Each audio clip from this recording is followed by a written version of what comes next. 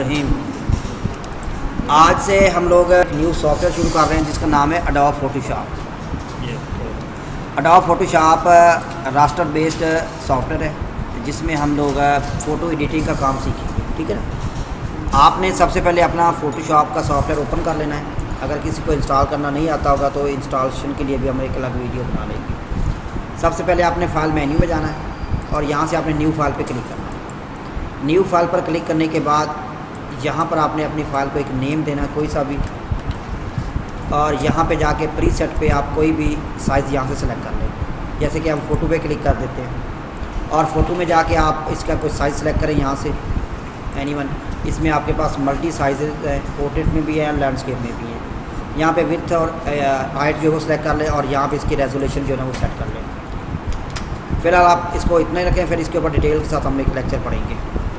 यहाँ पर इस प्रीसेट को आप सेव भी कर सकते हैं और यहाँ पे कलर मोड आपने इसका सेट करना है, RGB, ग्रे स्केल, बिटमैप वगैरह। ठीक है। और वाइट, ये मोस्टली आप चीज़ें तो हम इलिस्ट्रेटर के अंदर पढ़ के आ चुके हैं, इसलिए हमें करने की यहाँ पे वैसे ज़रूरत तो नहीं है, लेकिन फिर भी अगर किसी ने कुछ पूछना हो तो फिर वो पूछ सकता है। उसके बाद आप इसको ओके कर दें। ओके करने के बाद हमारे पास जो फाइल है इस तरह शो हो जाएगी। इसमें काफ़ी सारी चीज़ें ऐसी हैं जो एडोब इलिस्ट्रेटर के साथ बिल्कुल मिलती जुलती हैं। जैसे कि अगर मुझे अपनी इस पेज का या अपनी इस फाइल का यहाँ पे जो आर्ट मोड है मेरा, इसका अगर साइज़ इंक्रीज़ करना है तो कंट्रोल प्लस आप प्रेस करेंगे तो ये जूम बड़ी होती जाएगी। अगर कंट्रोल मैनेज करेंगे तो जूम छोटी हो जाएगी, होती जाएगी। ये उसके टूल्स है, ये इसकी ऑप्शन है और ये हमारे पास जो हमारे पास पैनल है। ठीक है ना। ये पैनल कहाँ से शो होते हैं ये आपको पता ही है, विंडो में जाके हम लोग शो करते हैं। ठीक है ना। क्योंकि मैंने आपको पहले बता दिया काफ़ी सारी चीज़ें आपको यहीं से मिलेंगी, मतलब ये पैनल शो करने, हाइड करने आप यहीं से मिलेगा। अच्छा, उसके बाद इसमें जो वर्क स्पेस आती है, वर्क स्पेस भी वही है, आप यहीं से आप नई वर्क स्पेस बना लें, अपनी बना लें, जिस तरह पहले हमने सीखी थी। ठीक है ना। इसमें 20 to 30% सारा सेम ही है। ठीक है ना। फिर भी अगर किसी को समझ ना लगे तो पूछ सकता है। अच्छा, अब यहाँ पे हम कुछ ऐड करते हैं। उसके लिए यहाँ पे एक शेप ले लेते हैं, इसको यहाँ पे हम ऐसे ऐड करते हैं। शेप को जो ही ऐड किया, क्लिक किया, इसको उठा के साइड पर ले आया ऐसे। अब इसमें हमारे पास यहाँ पर कुछ ये ट्रांसफॉर्म शो हो रहे हैं। अगर ये टिक के पहले ऑलरेडी, इनको अनटिक कर देते हैं तो ये इस तरह शो होगा। अब अगर मुझे इसका साइज़ इंक्रीज़ या डी इंक्रीज़ करना है तो हमारे पास कोई भी सोर्स नहीं कि हमको इसे इंक्रीज़ या डी इंक्रीज़ करें, या तो फिर हम दोबारा से इसको ड्रा करें तो फिर साइज़ बढ़ा सकते हैं। इसके लिए आपने ऊपर ये ऑप्शन में जाना है और शो ट्रांसफॉर्म कंट्रोल पे क्लिक करना है, या कीबोर्ड से शॉर्ट की कंट्रोल T प्रेस कर देना है तो ये देखिए इस तरह भी शो हो जाएगा। उसके बाद आप इसको इस टिक बटन पे क्लिक कर दें, ये देखिए क्लिक किए दोबारा। अब इस कॉर्नर से आप किसी भी कॉर्नर से लेके आप इसका साइज़ जो है ना ऐसे कम या ज़्यादा कर सकते हैं। जिस कॉर्नर से हम इसको अंदर की तरफ लेके आ रहे हैं या बाहर की तरफ लेके जा रहे हैं, उसका जो अपोजिट कॉर्नर है वो उस एक जगह पे फिक्स रहेगा। ठीक है। ऐसे क्लिक किया, ये देखिए उसी पे फिक्स है। अगर हम साथ में कंट्रोल का बटन प्रेस कर देते हैं तो पहले इंटर करें इसको ताकि अप्लाई कर लें। कंट्रोल प्रेस किया पहले तो ये देखिए जैसे हमने कंट्रोल प्रेस किया हमारा जो माउस का कर्सर है वो चेंज हो चुका है। अब यहाँ से पकड़ के आप इसको ये देखिए, ये देखिए, ठीक है। आप इसकी स्क्यू या ट्रांसफॉर्म लगा सकते हैं इसके ऊपर। इंटर किया, ये देखिए अप्लाई हो गया। Control Z। एक बात मैं आपको बताता चलूँ, एडोब फोटोशॉप के अंदर कंट्रोल Z जब हम करते हैं तो सिंगल स्टेप बैक आता है, बैक। ठीक है। लेकिन अगर आपने एक से ज़्यादा स्टेप बैक जाना है तो आपको कंट्रोल Alt Z यूज़ करना होगा। जैसे इलिस्ट्रेटर में हम लोगों ने सीखा था कंट्रोल Z से जितने स्टेप हम बैक जाते थे, लेकिन यहाँ पर आप लोगों को कंट्रोल Alt Z करना पड़ेगा एक से ज़्यादा स्टेप बैक जाना है तो।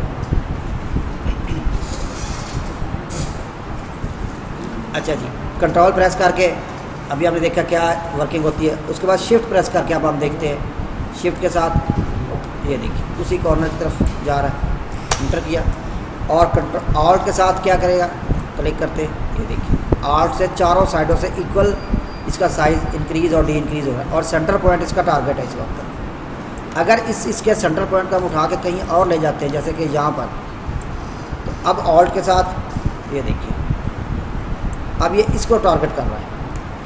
कंट्रोल Z किया और इसका सेंटर पॉइंट उठा के हमने वहीं पे रख दिया, ये देखिए। अब अगर ऑल्ट प्रेस करके हम करेंगे तो ये देखिए, अगर साथ में शिफ्ट भी प्रेस कर ले, ऑल्ट से क्या होता है कि वो ये देखिए इधर से ऐसे ये देखिए वो विड्थ और हाइट दोनों में जाएगा, लेकिन अगर साथ शिफ्ट प्रेस कर लेंगे तो वो इक्वल जाएगा चारों साइडों से, जैसे इलस्ट्रेटर में था सेम वही चीज़ है यहाँ पर भी। ठीक है, एंटर कर दिया।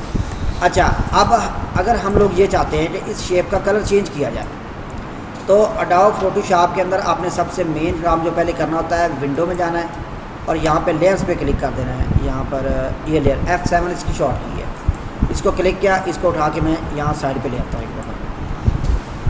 ये जो लेयर्स होती हैं ना, यहाँ पर इनका कमाल कुछ बाय डिफ़ॉल्ट पहले से लगी होती है कुछ चीज़ें जो हमें सेट करना पड़ेगी। अब जैसे कि अगर मुझे इसका कलर चेंज करना है, अब देखिए अब ये जो नीचे बैक एरिया है मेरा, ये वाला जो पेज है हमारा, इस पर ऊपर अगर हमें कोई कलर यूज़ करना है तो पहले हमें उस लेयर को सिलेक्ट करना पड़ेगा।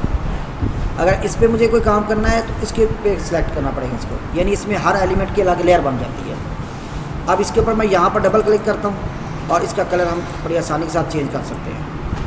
ओके किया, ये देखिए ठीक है, समझ आ गई। अगर मुझे बैकग्राउंड का चेंज करना है तो पहले मुझे बैकग्राउंड पे जाना पड़ेगा। अब बैकग्राउंड का कलर कैसे चेंज होगा, सिंपली आप यहाँ पे आएंगे, ये हमारे पास जो है अब क्लिक कर देंगे, ये देखिए। अगर हम कलर चेंज करते हैं थोड़ा सा, ये देखिए तो कलर ये देखिए इसका ये चेंज हो गया, वापस मूव टूल पे चले गए। समझ आ गई बात की।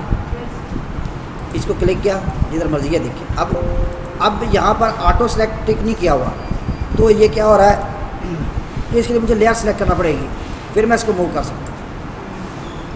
अगर इसको मैंने टिक किया होगा तो फिर मेरे लिए आसानी होगी, चाहे मैं कहीं भी हूँ इसके ऊपर क्लिक कर दूँ, ये सिलेक्ट होगा। ऑटो सेलेक्ट का ये काम होता है कि वो डायरेक्टली आपके एलिमेंट सेलेक्ट होते रहेंगे। अच्छा, अब ये एक शेप बनाई हमने, इस शेप की हम कॉपी लेना चाहते हैं तो ऑल्ट प्रेस करें, ये देखिए कॉपी होगी, ये देखिए शिफ्ट का साथ होगी, तो वही तरीक़ेकार जो हमने इलस्ट्रेटर में पढ़ा था। यहाँ पर कॉपी का और भी तरीका है। एक तरीका ये है कि आप कीबोर्ड से Ctrl+J प्रेस करेंगे, ये क्या करेगा, लेयर को डुप्लीकेट कर देगा। Ctrl+J प्रेस किया, ये देखिए, लेकिन अब वो कॉपी कहाँ हुई है, वो उसके ऊपर ही आ जाती है। आपको इसको उठा के साइड पर लाना पड़ेगा ऐसे,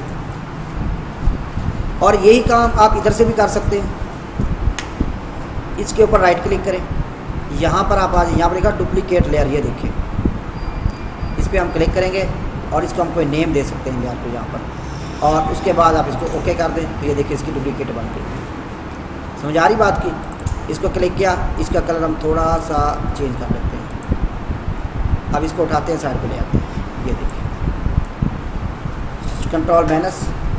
अब अगर हम लोग इसी लेयर की एक कॉपी लेते हैं ऑल्ट के साथ, ये देखिए, फिर Ctrl+D प्रेस करते हैं, कुछ भी नहीं होगा। यह फंक्शन वहाँ था इलस्ट्रेटर में, जब हम एक कॉपी लेते थे Ctrl+D प्रेस को कॉपियाँ होती जाती थी, या किसी भी साइड पर अगर हम कॉपी लेते थे, लेकिन यहाँ पर ऐसा नहीं होगा। यहाँ पे Ctrl+D काम नहीं करेगा। यहाँ पे Ctrl+J अगर आप करते तो लेयर की पूरी कॉपी करता है, लेकिन Ctrl+D वाला जो फंक्शन वर्क था वो नहीं होगा यहाँ पर। समझ आ रही ना बात की। अच्छा, उसके बाद Ctrl+ बड़ा किया। अच्छा, यहीं पर अगर इस शेप को हम यहाँ से जो आई साइन बना हुआ है टिक करते हैं तो ये हाइड हो जाएगी। ये सेम वहाँ इलस्ट्रेटर में भी था। इस जहाँ पे क्लिक किया दोबारा शो हो जाएगा। बैकग्राउंड करना है, बैकग्राउंड भी हो जाएगा, ये ठीक है ना। तो काफ़ी सारी चीज़ें सेम ही हैं। ये जो स्पेशली जो पैनल वाली चीज़ें ना, ये तकरीबन सारी ऑलरेडी सेम ही होती हैं, लेकिन कुछ अगर चेंजें हों, कुछ ना आपको समझ आए तो वो आप मुझसे पूछ लीजिएगा, ठीक है।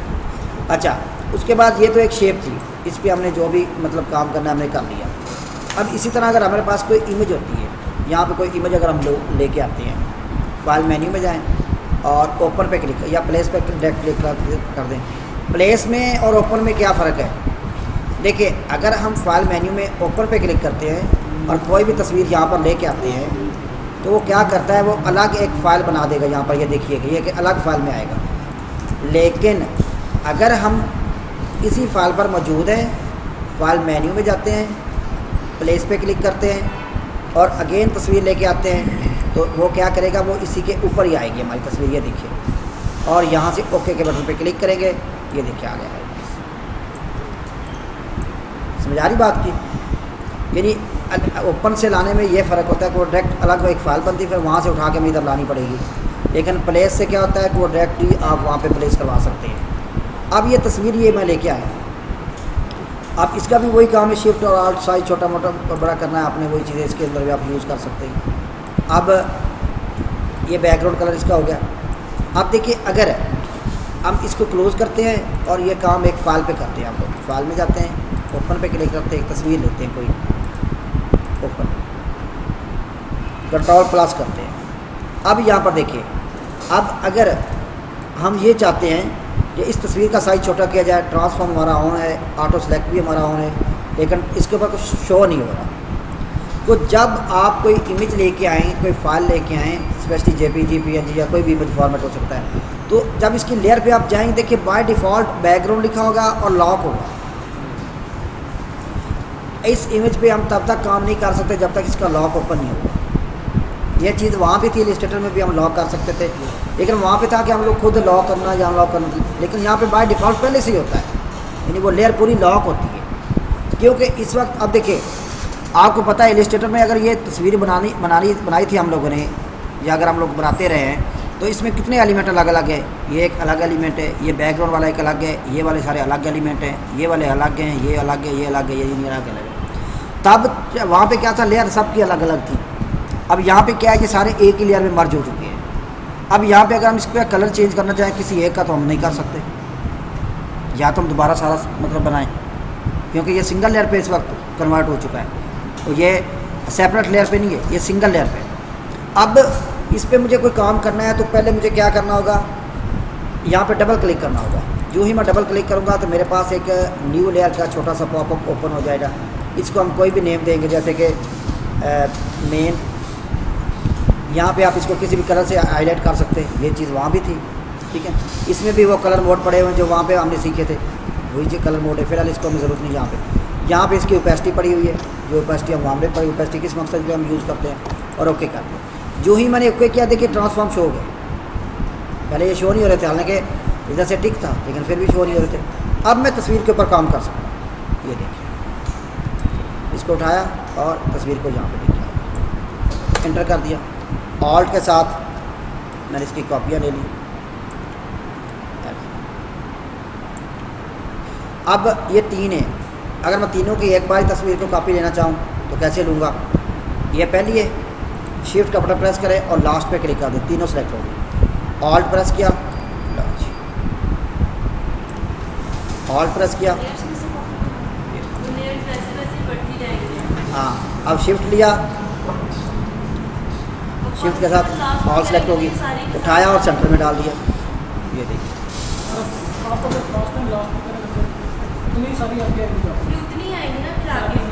जी बिल्कुल, वो जितनी ज़्यादा कॉपी का मतलब ही ये कॉपी होती जाएंगी वो चीज़ें, ठीक है। ये देखिए, अब मैंने ये कितनी आसानी से सारी कॉपियाँ कर ली, ठीक है।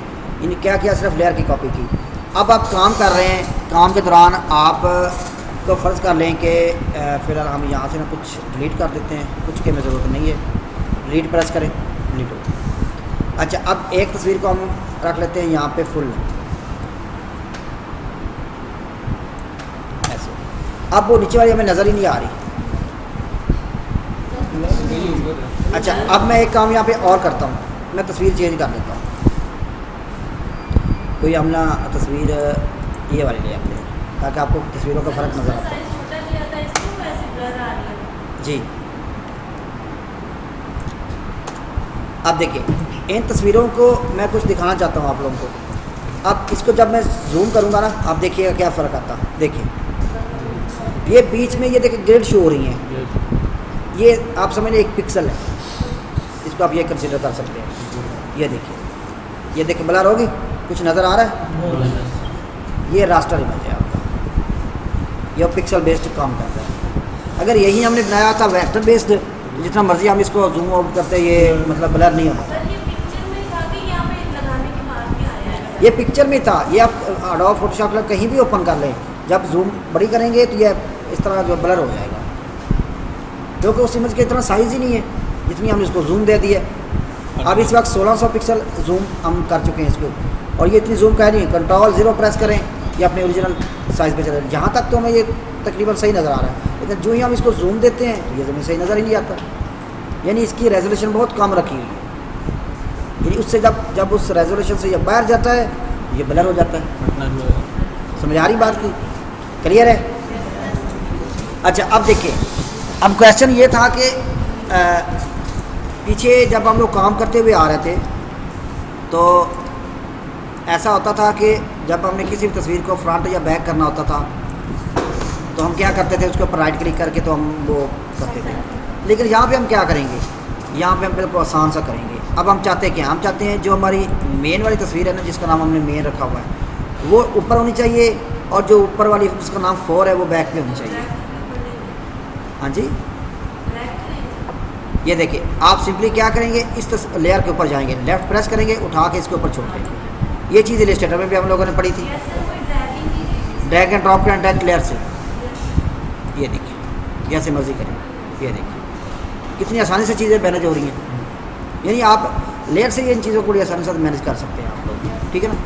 और अच्छा, अब अगर बाय डिफ़ॉल्ट ये है, अब इसका अगर मैं कलर चेंज करता हूँ इस तस्वीर का,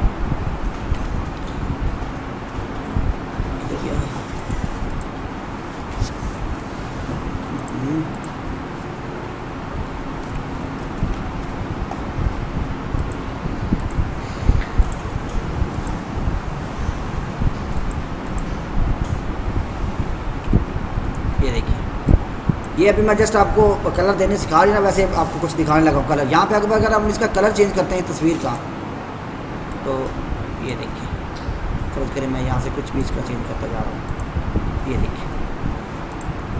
देखिए पूरी तस्वीर का कलर चेंज होता जा रहा है, किसी एक एलिमेंट का चेंज नहीं हो रहा, क्योंकि ये इमेज है सिंगल बेस्ड है। अब जो भी हम इसके ऊपर काम करेंगे, ये जो है ना वर्किंग सारी इसके ऊपर किया करेगा।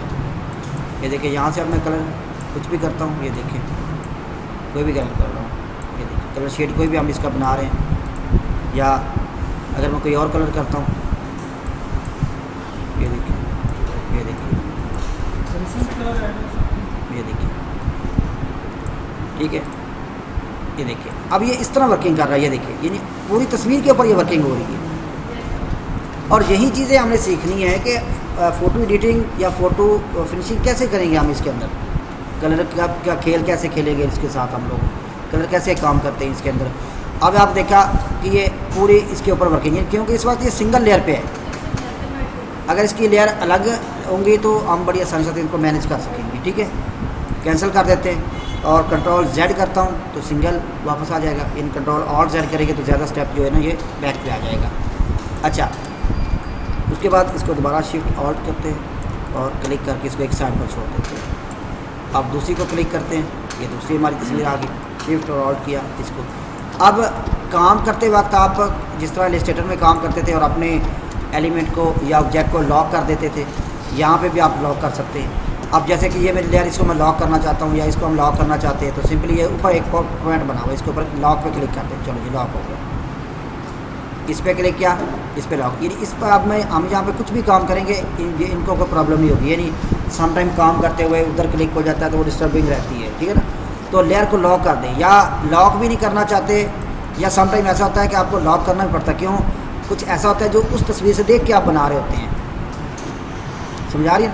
फिर आप उसको लॉक करें, और अगर आपको फिलहाल ज़रूरत नहीं है तो आप क्या करें, फिर लॉक की बजाय उसको जो आई साइन है इसके ऊपर क्लिक करेंगे तो ये क्या करेगा, विजिबिलिटी इस ऐसे कर देगा। जब ज़रूरत हो दोबारा ऑन कर देगा। सम टाइम आप काम कर रहे होते हैं, कोई दोस्त वगैरह आपका आता है आपके पास, आप चाहते हैं कि ये इमेज में तो उसको डिस्प्ले नहीं करवानी, या मैं कुछ ऐसा होता है जो नहीं आप डिस्प्ले करवाना चाहते, तो आप सॉफ्टवेयर को क्लोज़ करने की बजाय या फाइल को क्लोज़ करने की बजाय आप उसके ये आई साइन का इस्तेमाल करते विजिबिलिटी ऑन ऑफ करें। ये ना कि सॉफ्टवेयर बंद कर दे फिर दोबारा सॉफ्टवेयर चलाएं, ऐसी चीज़ें नहीं करनी। जो हम प्रोफेशनल वर्किंग करनी है तो प्रोफेशनल वर्किंग ये है कि जो काम हम करना चाहते हैं वो सॉफ्टवेयर के अंदर से ही होते हैं। सिंपली इस पर क्लिक किया, ये देखिए ऐसे ये इमेज ऑलरेडी बनी हुई है, समझ आ रही ना। अगर ये देखिए इन दोनों को इसको ऑन रखते हैं। अब यहाँ पे अगर हम शेप लेते हैं कोई, तो ये देखिए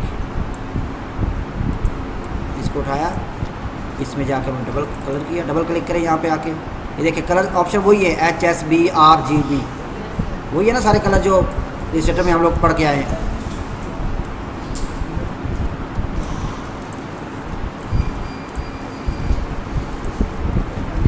अब देखिए ये तस्वीर और इस तस्वीर में फ़र्क क्या है। थोड़ा सा बड़ा मैं इसको भी कर लेता हूँ। अब ये जो शेप है ना, ये भी वेक्टर बेस्ड है। ये जो हमने शेप बनाई है, इसको क्लिक करें, कंट्रोल प्लस करें, ये देखिए अब ये भी इस तरह शो हो जाएगी, लेकिन ये इसके एजेस देखें वो बिल्कुल स्मूथ है। और तस्वीर की तरफ जाएं तो ये देखिए तस्वीर क्या कर रही है, ये देखो किस तरह नज़र आ रही है और ये किस तरह नज़र आ रही है, क्योंकि ये शेप है।